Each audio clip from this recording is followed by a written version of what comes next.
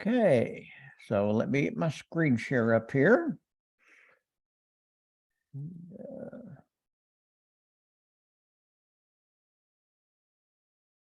See if I can remember how to do this after being gone for a week. There we go. Okay, well, welcome back, folks. I had a wonderful week off.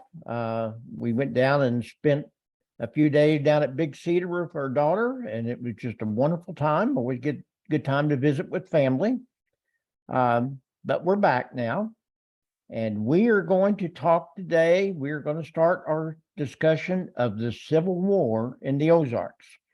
It's a very important event, kind of underrated. Most people that study the Civil War don't really pay much attention to what's called the Trans-Mississippi West, which is that part of the Civil War that occurred west of the Mississippi River. But it actually played an extremely important part in the how the Civil War played out. And Missouri in particular had a role in that. So we're going to spend several weeks on this. We're going to spend probably about 4 or 5 weeks talking about the Civil War in the Ozarks because it's that important. And it's just a huge event. So we always start off talking about our Ozarker of note. And that is this person here this week. Now, some of you more local people around the Springfield, Nixa area may recognize this guy. His name is Wayne Glenn. Wayne Glenn is a local historian who has written a ton of books, most of them picture books, about the Christian County area, which is the county right south of Greene County. And he was a history teacher in high school level for many years, and he's probably better known as the old record collector. He has a weekly radio show that he does, and he collects old records and plays them. And he's just kind of a pretty well-known person around the Greene Christian County area. But he's written just a ton of books about history in the local area, and they're all really good. And he's done a really good service in trying to preserve Christian County history. So that's our local Ozarker of note today.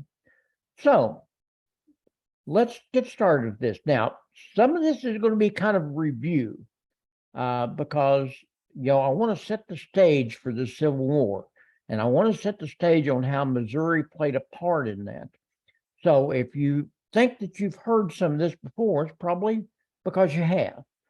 We talked about it a few weeks back, but nevertheless, I think it's important enough that we talk about it again. So Missouri's part in the Civil War began really with its statehood petition. And we talked about this again a few weeks back, how Missouri had a really difficult time getting into the United States, that, there was a lot of issues of slavery that kept Missouri from actually becoming part of the United States. And that kind of foreshadowed the Civil War. In fact, we could have easily developed the Civil War in 1820 instead of 1860, 61. It could have easily developed into the Civil War. Luckily, cooler heads prevailed at that time. Took about 40 years for uncool heads to prevail. The petitions, it took 3 petitions, if you might remember, for Missouri to get into the United States. The first petition was submitted in 1818, and it was amended by an abolitionist congressman from New York, where he tried to forbid slavery in Missouri, and that went nowhere. And then they had another petition the next year, 1819, where Missouri again tried to get into the Union. And there was a kind of compromise set up where Maine would come in as a free state and Missouri would come in as a slave state. But at the last minute, Talmadge submarined that also by attaching an amendment prohibiting slavery in Missouri. And while Maine got in, Missouri didn't. So it three's a charm. Finally, the last petition allowed Missouri to come in as a as a state. And this is Congressman Talmadge from New York. And again, this is all kind of review. How that happened was 1820, Missouri filed its third petition for statehood. And this time, there was a lot of concern that if it didn't get in, that there would actually be some states secede from the Union in support of Missouri. So at that point in time, they struck a compromise, and it was to determine the admission of future states clear up until the Dred Scott decision of 1857. So this compromise was in place for the next 37 years and determined how states got into the Union. And what it said was all territories north of 3630 minute latitude would be admitted as free states. Again, this is all kind of review. Missouri was given the choice of entering either as a free state or a slave state based upon a vote of the people.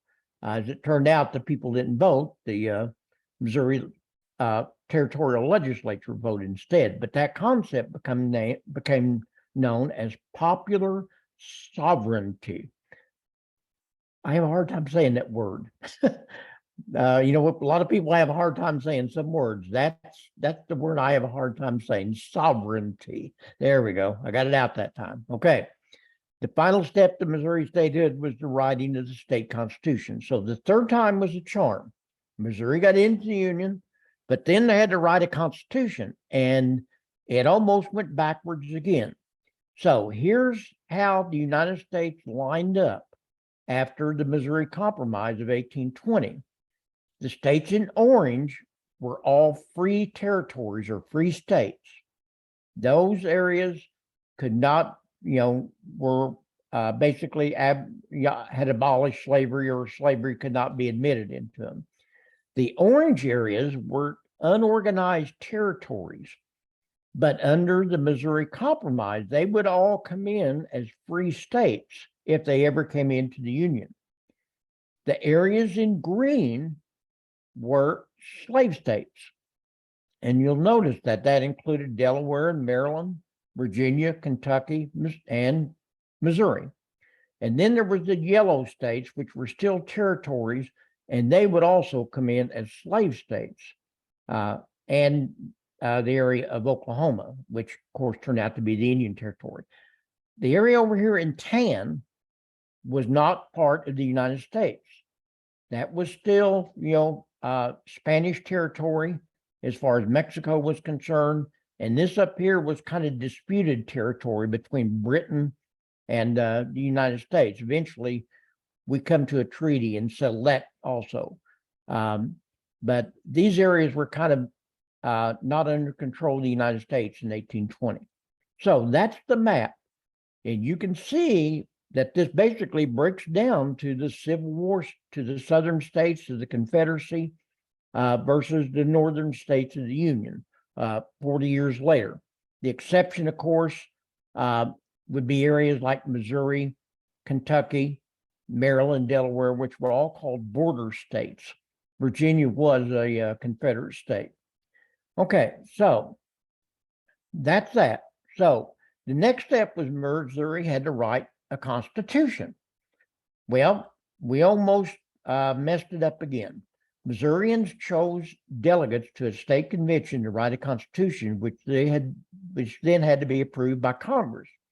The Constitution, unlike previous state constitutions, was not presented to the residents of Missouri. Again, this is kind of review, but you might remember that under what had happened in other states, the people always voted on the state constitution. In Missouri, they said, we're not going to do that. We're going to have the territorial state legislature approve the Constitution, the Constitutional Convention. And as a result, they wrote into it a phrase preventing free blacks from ever entering Missouri. Now, that was just anathema to the abolitionists. They said, you can't do that. It's one thing to have slavery in your state. It's another thing to say that free blacks, of which there were thousands in the United States at this time in the northern states, could never enter into your state. And so once again, it looked like, Missouri's admittance into the Union was going to be stalled. But Henry Clay came along, and Henry Clay was a great congressman from Kentucky. He was known as a great compromiser. He was probably the premier politician, other than Andrew Jackson, of the 1830s and 40s, and even the 20s in the United States. Probably should have been president somewhere along the line. Never was, but came close a couple of times. Henry Clay finally came up with a compromise, and he said, let's do this. Let's have the Missouri's Constitution be amended by the Missouri citizens, so at a future time to allow settlement by any U.S. citizen, now or in the future. Well, that was acceptable to the pro-slavery congressmen, because in their mind, they never anticipated blacks becoming citizens. At that point in time, even free blacks were not citizens. The abolitionists, on the other hand, were satisfied because it kind of removed the offending phrase of saying that free blacks could never come into the state. So with that compromise, Missouri was allowed into the Union, and probably a very real chance of civil war breaking out was prevented at that point in time. So I think you can see the role that Missouri played in potentially having the Civil War as early as 1820. And there's a photo again of Andrew Jackson. So let's look at the status of slavery in the Ozarks again. And again, this is all kind of review, but I think it's important to set the stage for the Civil War. After statehood was granted, Missouri's population swelled over 1.2 million by 1860. People forget how big the state of Missouri became so rapidly. At one point in time, folks, Missouri was the 8th most populated state out of 33 in the United States. We far outdistanced many of the states that are now much larger than states like Ohio and Illinois and these states like this. We had many more people in there than they did. I mean, we were a huge state population-wise. Out of that 1.2 million, there was about 114,000 slaves. That's according to the 1860 census. So that means roughly about 1/10 of the population of Missouri was slaves in 1860. Most of them located up on the Missouri and the Mississippi River valleys, particularly the Missouri River Valley, an area that became known as Little Dixie. The major crops that were raised were tobacco and hemp. Remember, I told you before that cotton just was not very easily raised in Missouri. The climate and the soil conditions were just not correct for cotton to be raised. A little bit further south in the Mississippi River Valley area, in the Boot Hill area, you could raise cotton, but not in the majority of the Missouri Valley or the upper Mississippi River Valley. So how was slavery in the Ozarks, which is where we're kind of concentrating our study? Most counties in the Ozarks really didn't have very many slaves, except for Greene County, where I reside now. Mainly because the area just was not suitable for large-scale farming. If you're familiar with the Ozarks at all, you know that farmland, except for certain areas of the Ozarks, is just not very good. It's more pasture land now than anything else. But as far as trying to farm it, it's pretty difficult. It's rocky. The soil is not that good. And it's just hard to raise row crops in the Ozarks. The result was there was not a need for slaves. And since slaves were a valuable commodity and cost a lot of money, you didn't have them unless you had a need for them. Now, that was not true in Greene County. In Greene County, out of about 13,000 plus residents, there was about close to 1,200 slaves, about 12% of the population of Greene County. And that's because Greene County was already becoming a more populated county than any other county in the Ozarks. And most of these were probably personal service slaves. Most of them were used as cooks and manservants and things like this. So here's a map. This is a map of 1860 of Missouri. You'll notice that the areas in red were the areas that were called Little Dixie. That's areas around the Missouri River area. That includes Kansas City and on over here to Jefferson City and Columbia and clear down into St. Louis. That's where most of the population, most of the slaves were owned, not in the southern part of the state, in the central part. Now, there were some down here in the green areas, particularly down here in the Boot Heel and Greene County, because again, Greene County had more slaves than other areas in the Ozarks.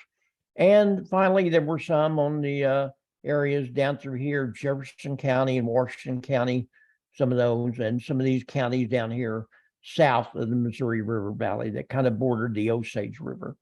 So that's the makeup of slavery. Most people don't realize this. Most people think slavery was down here in the Ozarks. It wasn't.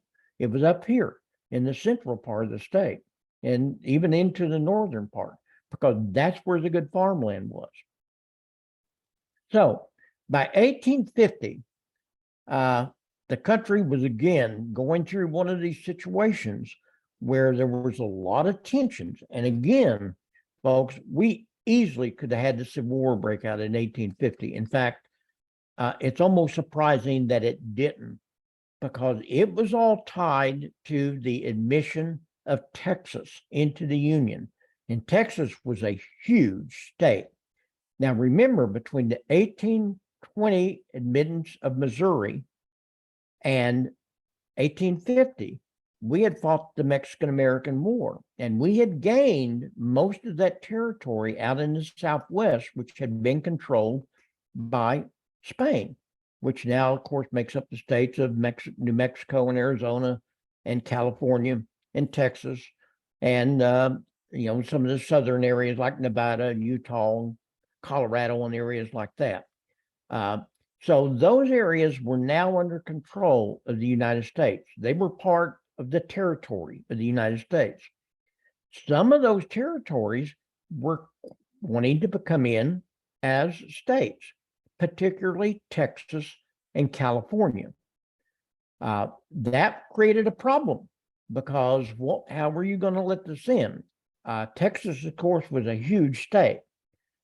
Now, slavery was the focal point of all this, but there were other economic and sectional political rivalries going on too.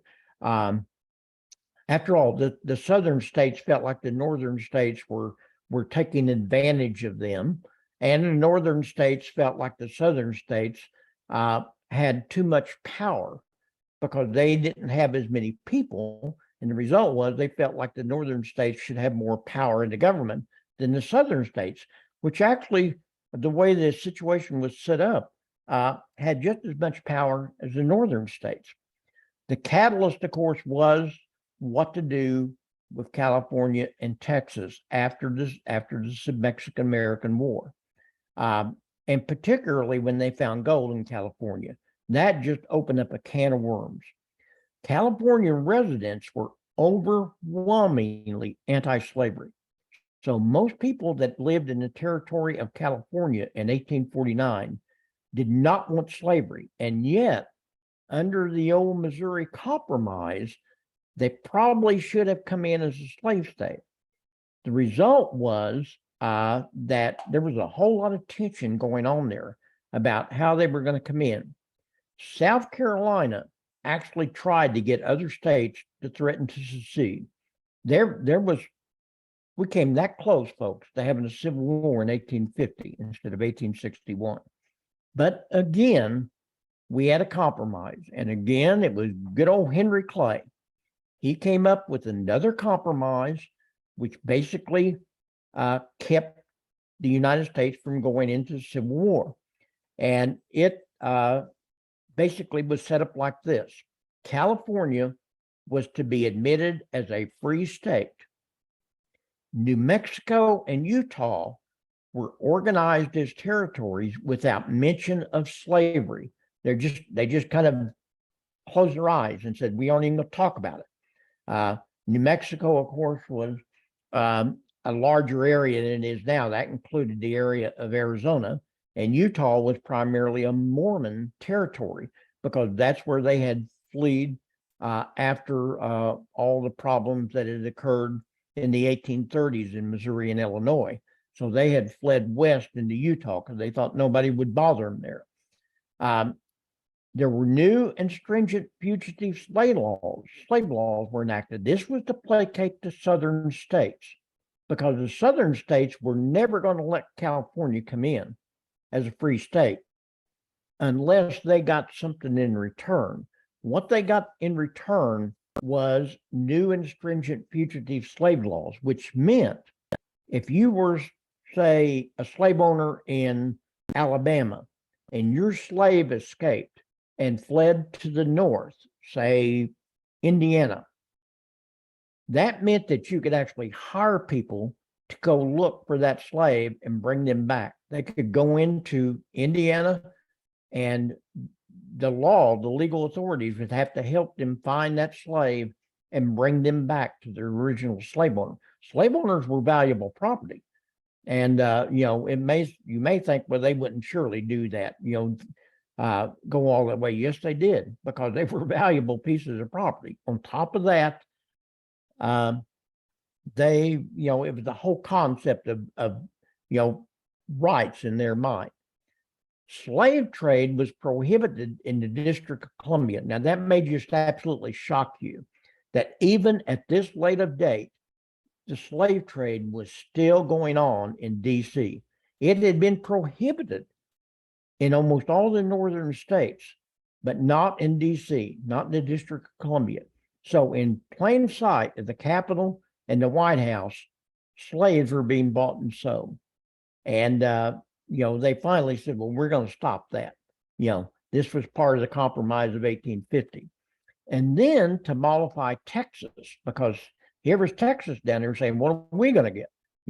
California got this and all this. What are we going to get?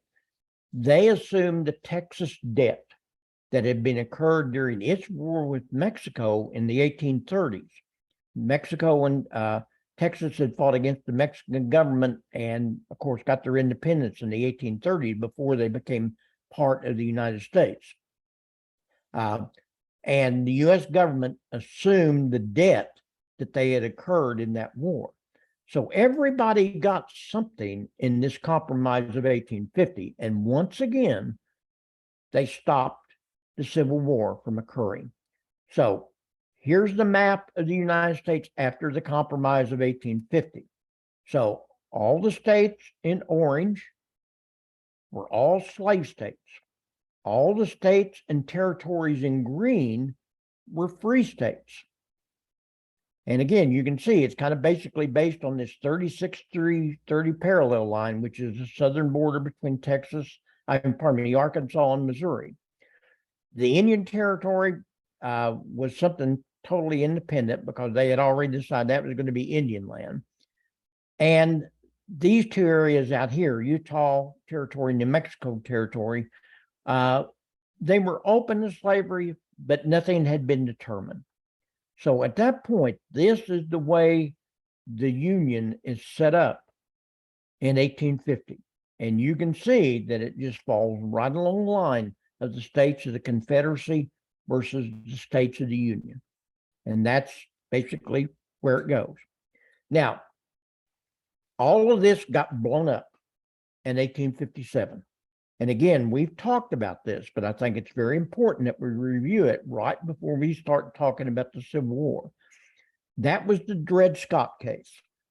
Remember, the Dred Scott case was a case about a slave by the name of Dred Scott, who was owned by an Army doctor, a man by the name of Dr. Emerson, who lived in St. Louis. And in the duties as being an Army doctor, he had been transferred to different territories like Illinois and Minnesota in the 1830s, which were free states or free territories. And then he was returned to St. Louis before he retired and ultimately died. And his widow took ownership of Dred Scott. Now, here it gets a little bit, not for sure exactly what happened, the story is that that Emerson's widow married a strict abolitionist, her second marriage, and that they connived all this to make sure that Dred Scott was freed and to try to get slavery done away with throughout the United States. So Dred Scott, the slave, sued for his freedom, claiming because he had been a resident of Minnesota and Illinois and had been taken back against his will, that he was now a free man. And so he sued in state court, Missouri, for his freedom. It was, first of all, accepted. The initial court decision was in his favor. And then the Missouri State Supreme Court came around in 1852 and said, no, you can't, you're not free after all. So here's a picture of Dred Scott. Eventually, his case gets to the United States Supreme Court in a case known as Dred Scott versus Sandford. And Scott appealed his case to the U.S. Supreme Court in 1856, and the court issued a landmark decision in 1857, one of the most important decisions in the history of the United States. The Supreme Court upheld the Missouri Supreme Court's decision. So they said, no, Dred, you are not free just because you went to Illinois and Minnesota. You are still a slave. Now, had they said that and stopped at that, it may well have, just went over. It may have just kind of been forgotten. But they absolutely went one step further and issued a whole bunch of rulings which just blew the whole thing up. I don't want to get too political here, but if you're following recent political history in the United States in the last few months, it's kind of like the Supreme Court case with abortion. In that case, had the Supreme Court just said that abortion was not allowed in Mississippi, that would have been it. And maybe it would have been not so contentious. But they went on ahead and then said, oh, by the way, Roe v. Wade was unconstitutional to begin with, and threw it back to the states and said each state has a right to determine whether or not abortion is in their state or not. In a sense, they returned to the concept of popular sovereignty. And so that kind of just has blown the whole issue back up in the United States.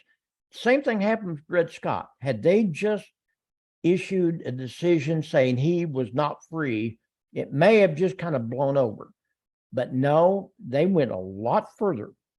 They said, first of all, by the way, slaves were property, not citizens. They just came right out and said slaves can never be citizens. Now, that was an unspoken thing, but it had never been constitutionally determined. And all of a sudden, slaves were now said, you can never be a citizen. It also said that slavery was constitutionally protected. It said, by the way, folks, the Constitution specifically has slavery in it. And for that reason, all these things that you've done in the past, like the Northwest Ordinance of 1787 and the Missouri Compromise of 1820, were all unconstitutional. So what did that mean? That meant that if you were somebody in Ohio, you could now own a slave. If you were somebody, in California, you could own a slave. Folks, it just blew the whole thing up. And I can guarantee you there was no way we were not going to have a civil war after the Dred Scott versus Sandford decision. It was that important. And it is the single most important event that convinced the abolitionists, on one hand, that only war would end slavery, and it convinced the Southern slave owners that they were going to have to go to war because they knew the abolitionists were going to fight this. So the result was that after the Dred Scott decision of 1857, war was inevitable. It just was going to happen. That's all there was to it. There's the old courthouse in downtown St. Louis, where the original case was heard by the United States, by the Missouri State Supreme Court. I'm going to guess many of you have visited that courthouse. There's a big display there. And that's looking east, of course, because that's the arch from the banks of the Mississippi River to the background. Okay, so there's one more further event that occurred that also just all but assured that this country was going to go into a civil war. And once again, Missouri plays an integral part in this. A lot of people don't realize what an integral part in the Civil War Missouri played in its coming about. It was a big catalyst. A lot of the things that occurred that caused the Civil War to begin originated in the state of Missouri, or Missouri played a part of it. This was the Kansas-Nebraska Act of 1854. Now, in 1853, Kansas applied for statehood. Now, under the old Missouri Compromise, this should not have even been a problem, because they were above that 3630-degree parallel line. This was before the Dred Scott decision. So this should have been just an absolute matter of fact that Kansas was going to come in as a free state. Unfortunately, events kind of got out of control. Again, we almost fought the Civil War in 1853. It just about went into that. It was averted because of something called the Kansas-Nebraska Act of 1854. It was proposed by Senator Stephen Douglas of Illinois, who was becoming a very, very important senator in the United States Senate. He, of course, would have a big campaign against Abraham Lincoln in 1858 and defeat Lincoln for the senatorship, which, of course, Lincoln would come back 2 years later and win the presidency. The bill gave both Kansas and Nebraska territories the concept of popular sovereignty. That is, they had the right to choose between being a slave or a free state. So Douglas said, hey, I like this whole concept of letting the people decide. That's democracy. So let's let Kansas and Nebraska decide if they want to come in as a free state or a slave state. Now, normally that wouldn't have been a big problem, because Kansas was still pretty lightly populated, and the people that lived there primarily were anti-slavery people, abolitionists. So it was kind of almost a given that both Kansas and Nebraska were going to come in as free states. Now, Missourians had a different thing about this. They felt different about this. First of all, they said they had no objection to Nebraska. Nebraska could come in as a free state. Kansas was a different story. Why? Because they were scared that if Kansas came in as a free state, slaves would begin escaping to Kansas and, get away from their masters in Missouri. So the result was that while pro-slavery settlers from Missouri, they basically decided they were going to swing the election.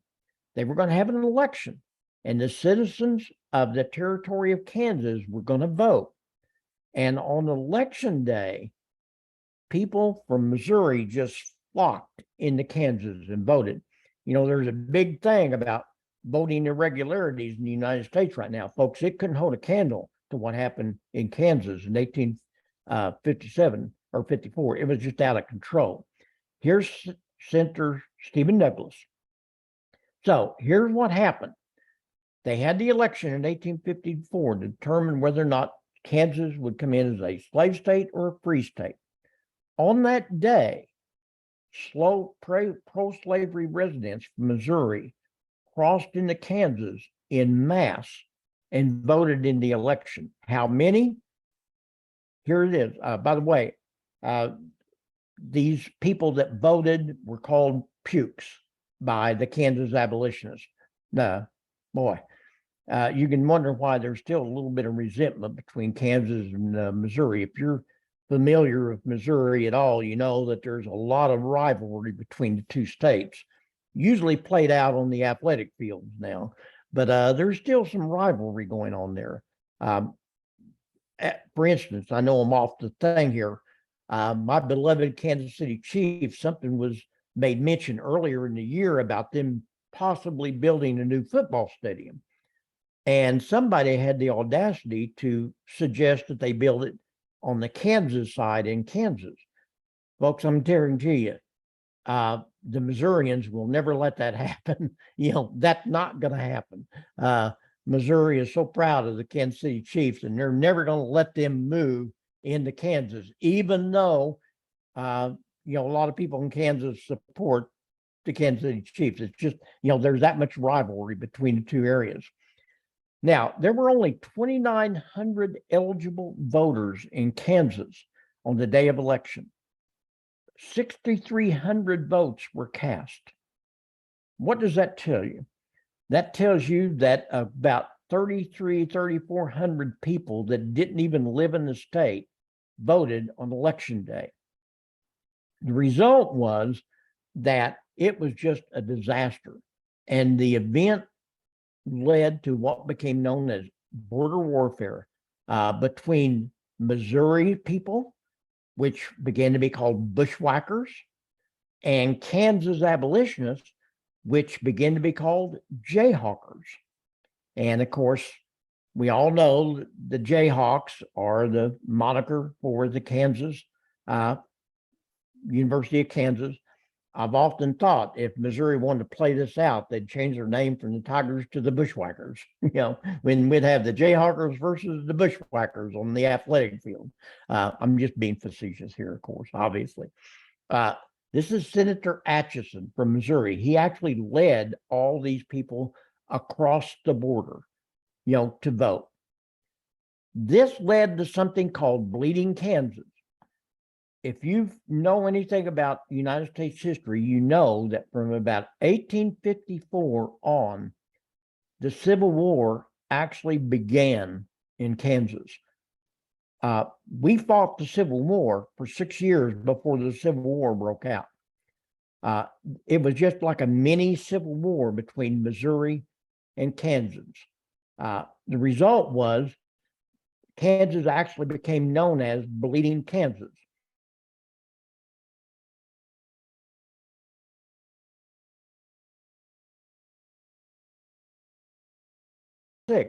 This is not the big sack of Lawrence.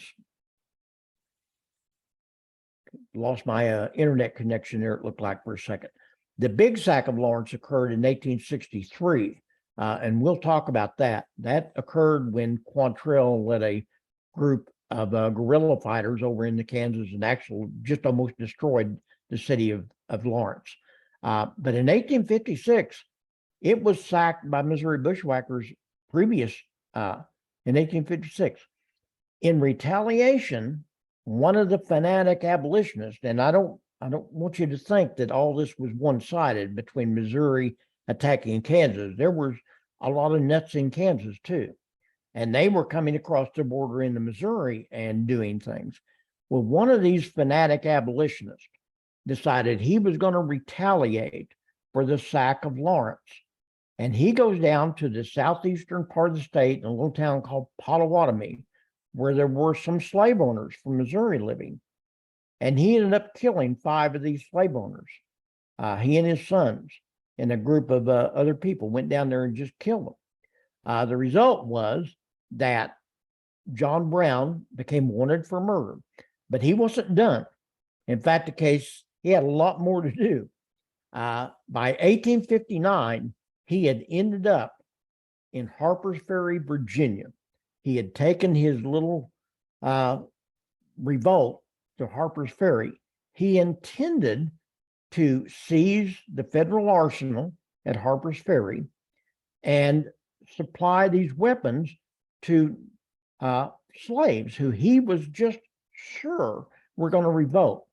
He was trying to precipitate a slave rebellion in Virginia, thinking that this would start a civil war. He wanted a civil war to start because he thought if the slaves revolt and I arm them, then the Union will, come down to help them. And at the same time, the Southerners will react. He was trying to precipitate a civil war. Well, it didn't quite work out. First of all, the slaves would have nothing to do with it because they were too scared. And the Union authorities were just aghast about this because the government, they didn't want a war. They just absolutely didn't want a war. So they finally, after a standoff between Brown and some of his sons and some other of his followers, they end up arresting Brown, and he is hung for treason in 1859. And the result was that, again, it's almost an assured thing that civil war is going to happen. The only thing that needed to happen, and it would happen, would be for the federal election for the presidency to go against the South. Up to this point, a lot of the presidents of the United States had been Southerners and pro-slavery people, or people who had kind of a sympathy for slavery.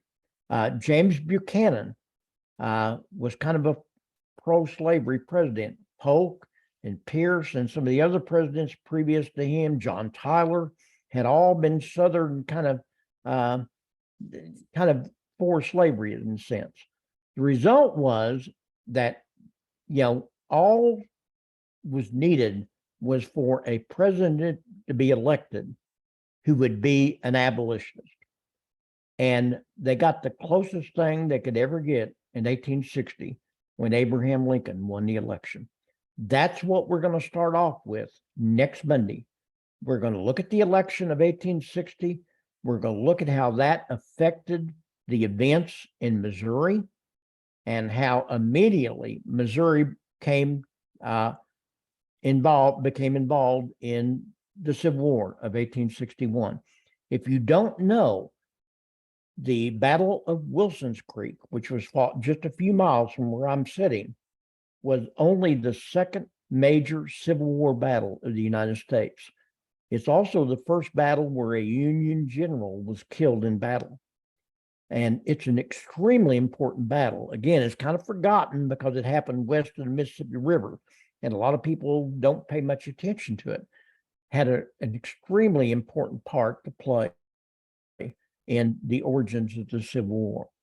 So that's what we're going to talk about next week. We're going to talk about the events that lead up to the Battle of Wilson's Creek. And then the week after that, we're going to talk about the actual Battle of Wilson's Creek that occurred about 2 miles from where I'm sitting. So I hope you enjoyed this. Hope you've learned something. It's a very important area, and we will make sure and come back next week and take it up from here. So thank you. Very good. Glad to be back. Good to see all of you out there. Thank you. Good to see you. Bye-bye. Bye-bye.